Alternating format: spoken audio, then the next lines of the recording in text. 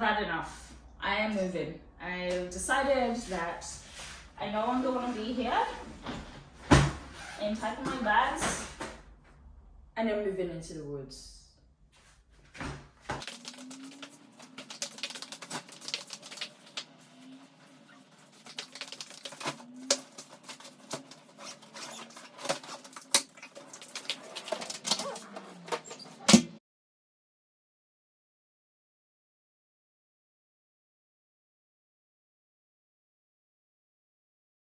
Number one is, guys, lower your standards to the ground, because there are not that many, and I'm speaking from the perspective of a woman now, and so this doesn't apply for men because I don't know what their POV is.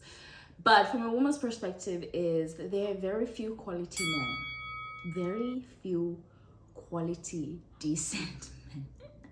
If you are feeling very desperate and you're ready to settle down and just like, I can't do the streets anymore, I'm done with it, I'm over it, I need to just be with someone, your options may be just lower your standards to the ground. Because let me tell you something, the quality of men we are dealing with in 2022,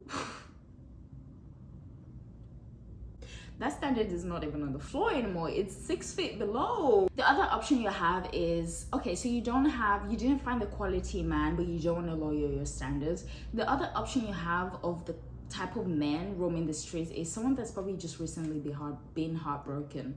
So for me, I'm 29 and I'm probably dating men from 30 and above, right? 30, 31, 35 is probably the max for me, I think, yes. So dating someone that's like from 30 to 31, chances are this person has been in a serious relationship at some point. It just didn't work out. I was gonna get engaged to this person, but it didn't work out. So now I'm just here like, whatever comes next, that's convenient, that works out, that it's, I guess, I'm going to marry her. So those are the quality of men. That's what we're working with, guys. Of course, everything I mentioned, there are exceptions. There are always exceptions. Men my age are now dating younger women, which is just lovely, isn't it? Just when you're mature enough and you know what you want and you get your head together, the men that you want are dating 25-year-olds and 26-year-olds, and some of them are dating 24-year-olds. What do I do? Oh, baby girl, I'm an entrepreneur, so what I do is, right now I don't really have a solid gig, but I'm into crypto, into trading, NFT. That is the future, so I kind of trade, make some money there. But what I'm really trying to do, me and my bro Pookie, we're really trying to start a podcast. Yeah, so check this out. The podcast is going to be about exploring relationships, especially women in 2022. We're trying to explore, like, what do women bring into the table? What do they bring into the table? Because I just feel like men, for example, me, I'm bringing so much. I have so much to offer. And these women are really not trying to do anything. So that podcast is going to be really about relationships and, like, what these women are really trying to do. Women that are now our age, they're no longer impressed by, like, the bare minimum or like your nonsense. They're no longer, you can't fool them. You can't chat nonsense to them and they just fall for it, just believe you, just like, okay, you're so impressive. No, you're not impressive. You're actually not doing much with your life. So that no longer fools women my age. So I think it's easier for men to date younger women because they are still impressed by the bare minimum that's been given to them. And that's not an insult on younger women, or it's really not, it's just the reality of what it is. The older you get, the more you realize that this is actually what I want and this doesn't impress me anymore, so I'm gonna go. But men our age realize that we are going to call them up on their bullshit. Again, there's always exceptions to these things, that we are going to call them up on their bullshit, so they'll rather deal with the younger woman because they're still more impressive, right? So I said that to say the pool is now smaller because the people you do want to date, they're dating younger women. So, hey, cheers. Is this getting positive or what? As a late 20s babe, early 30s, you know yourself, you know what you want. To some extent, I don't, but most people do. To some extent, you know what you want. They know yourself, but don't really do. They know what you want. I kind of got that on lock. But most people know themselves and know what they want, right? Which even makes that pool it doesn't qualify as a pool anymore, the pool of men you have available to you. It's now a pothole with rainwater. If you've ever seen a pothole in the middle of the road with just a little bit of rainwater, just a little bit, that's what you're working with. You're not working with the pool anymore. You're working with the sort of shallow ass rainwater thing, pothole of men. That is what you have access to. That is it. You don't have a pool. You don't have the sea. There's plenty of fishes in the sea. No, you don't. In your late 20s, this is the shallow ass thing you're working with. What are you going to do with that information? What are you going, and in the midst of that little shallow rainwater pothole, it's a mixture of 90% are men that are not quality. This is actually very brutal, but it is the absolute truth. Anyone telling you that your pool of men is small, they're being generous. You don't have a pool anymore. It is my God. It is actually very sad.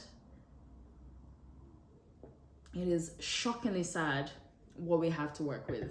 So we've gone past the part where, okay, it's a bit of the trenches. It is the trenches. But now you found someone. You found someone that you want to date. You want to get to know. Okay, this person, you've been on a few dates. You're like, okay, this person's a decent human being. I want to get to know them. The challenge doesn't end there, because marriage is the golden price. Now, everything you do with this person as a late 20s babe, late 20s hun, it's now coming from the lens of marriage. You are having conversations to determine if this person should be your the father of your children and your husband, or you want to spend the rest of your life with this person. Even smallest conversation, you're paying attention so hard, and you're looking at this person, you're having your conversations are now very intentional. They are, ultimately, do I want to marry this person? Is it going to be a good dad? Is it going to take care of me? What kind of man is it going to be? What kind of husband is it going to be? That sounds good. You should do that, because at the end of the day, don't waste your time with someone that you know is not going to be husband material. Don't waste your time. But the problem is you're looking at this person from the lens of just, do I want to marry this person, or can I marry this person? Rather than actually looking or creating a balance of looking at this person from, I'm just getting to know you.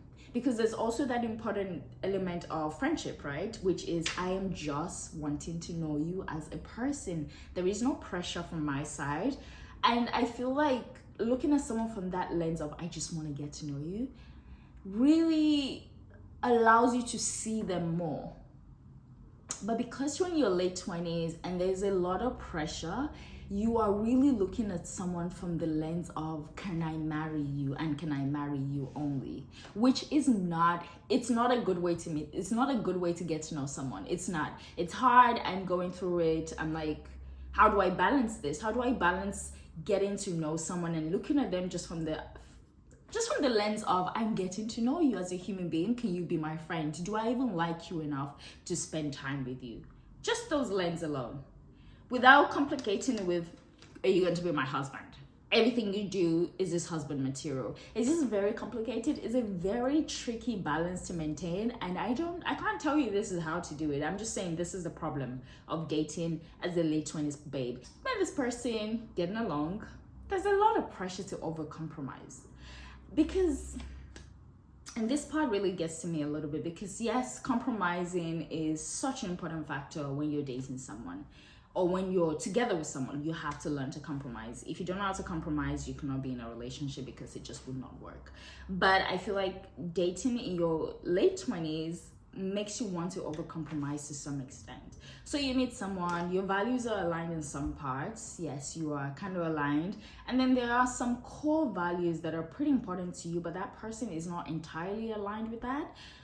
But because you've gauged this person, again, from the lens of marriage, you gauge this person as, okay, this is a quality man. He has this job. He's actually nice to me. sometimes not all of them are nice all the time. He actually picks up my call and gives me time of day, and he pays for the bills when we go on dates. I mean, those are really basic shit that somehow are important to us. You're now thinking, oh, maybe I should compromise on this factor that is a little bit important to me, but because I found someone that could potentially be my husband and I don't want to lose it, I don't want to walk away from it, let me compromise a little bit. I'm sorry, did you say you don't want kids? I mean, who needs kids, hey? Who needs kids?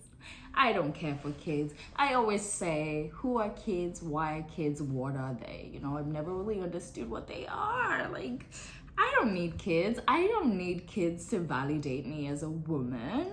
I don't need the society to put the pressure of having kids on me. Like, I'm fine. What if I say I don't want to have kids? And then what? Like, I'm okay, you know? As long as you buy me a puppy, I think I'll be happy. It's a compromise I'm willing to make. Don't need kids. I'm fine. I mean, it's gonna be great. That is actually a huge pressure. There's such a huge pressure to almost over compromise, and it takes a strong person to be like, no, I don't care if I'm 30. I don't care if I'm in my late 20s. If I'm 35, I don't care. I'm going to stay on the things. My non-negotiable will remain my non-negotiable. And it's very hard to do that in your late 20s, especially when you meet someone that is kind of what you're looking for, but not 100% on those core values. There's a lot of pressure to be like, let me waver a bit, let me make it work. I'm just going to shift my values a little bit so it can work. Again, I don't know what to tell you. This video is not an advice video. If you're waiting for a part where I'm like, this is how you do it, no, I'm just here to state the obvious. I don't have no solution to it. I have no advice on how to maneuver this because I'm going through it myself. So girl, you and me both, okay? Don't even bother telling your parents. Don't even bother telling your parents you're dating. You're in your late 20s and you want to tell them, oh, I met this guy, especially if he's from the same country as you and the same culture. They're going to choose the date. They will decide the date for you. Now you must marry this person. Don't tell your parents. Don't tell your parents, especially if your parents are really traditional. I would say don't tell them, but if you have a different relationship with your parents, live your life. But me, unless I know I'm going to marry this man, my parents will not know about it. My parents will not, the words will not come out of my mouth. The words would, because the parents also put added pressure on making it work. They're like, you're at that age, make it work, don't be too picky, don't be this. I'm speaking for my Nigerian parents, and that's what they would do. So I would not tell them unless I know I'm going to marry this person or this is a serious relationship. Don't tell your parents, because this is added pressure that you don't need. You are already trying to figure out how to get to know this person and actually truly get to know them, how to not compromise on your values, how to have fun with this person and potentially just see how aligned you are. And then you want to go tell your parents. Let me tell you something. They are going to choose a date for you for your marriage, and what are you gonna do? Now you're like, oh, maybe I should just marry him because my parents like him and my family likes him. Nope. Don't tell them. Abort. There's a massive sense of urgency, which also then just means there's more room to get it wrong, I think, or to just settle, because there's such a massive pressure for people in their late 20s or early 30s to marry and settle down and have babies, and the pressure is coming from families, coming from friends without them even knowing or knowingly. It's coming from society. There's a cultural aspect to it. There's just pressure from everywhere that makes you feel like you should be in a rush and like you should get it together now, and you should settle down today, and you should know exactly who you're dating, or you should be having babies already. There's such a massive sense of urgency, guys. It's actually a little bit scary. And there's a little part of it that could make you get it wrong or make you settle, because everyone is literally at you saying it is time. Like, who made up this time? Oh, there's a biological clock as well that says, your babies and your eggs are frying, they're drying up, so get to it quickly. There's also that urgency. So now there's that added pressure to potentially, now that you're dating this person, just rush things and settle down. I don't want to tell you, but it is part of the list. It is what we go through. It is what's happening. It is what we go through.